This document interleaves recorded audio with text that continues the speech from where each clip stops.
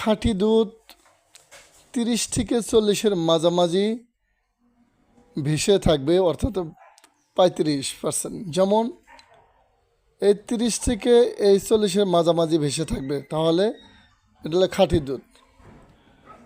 2/3 ভাগের 2 ভাগ, 3 ভাগ দুধ 1 ভাগ পানি, অর্থাৎ 20 থেকে 30 ভাগের মাঝামাঝি ভেসে থাকবে, অর্থাৎ 25 ভাগ ভেসে থাকবে।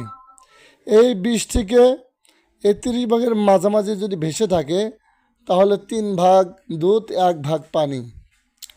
3 অর্ধেক দুধ অর্ধেক পানি, অর্থাৎ 10 থেকে 20 ভাগ যদি তার মাঝামাঝি যদি ভেসে থাকে, অর্থাৎ 15, তাহলে অর্ধেক দুধ অর্ধেক পানি। অর্থাৎ এই 10 থেকে এই 20 ভাগের মাঝামাঝি যদি ভেসে থাকে এই ল্যাক্টোমিটার, তাহলে অর্ধেক দুধ অর্ধেক পানি। 4 নম্বরে 3 ভাগ পানি 1 ভাগ দুধ।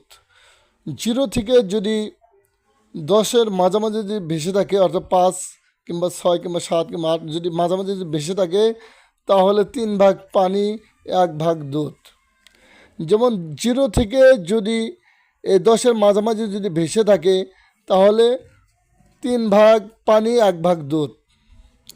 আর মেডিসিন দিয়ে যদি দুধ তৈরি করা হয় 1 গ্লাস পানির মধ্যে, তাহলে 0 থেকে 5-এর মাঝামাঝি ভেসে থাকবে, অর্থাৎ 1, 2, 3, 4 পর্যন্ত যদি থাকে, তাহলে এটা মেডিসিন দিয়ে দুধ তৈরি করা হয়েছে।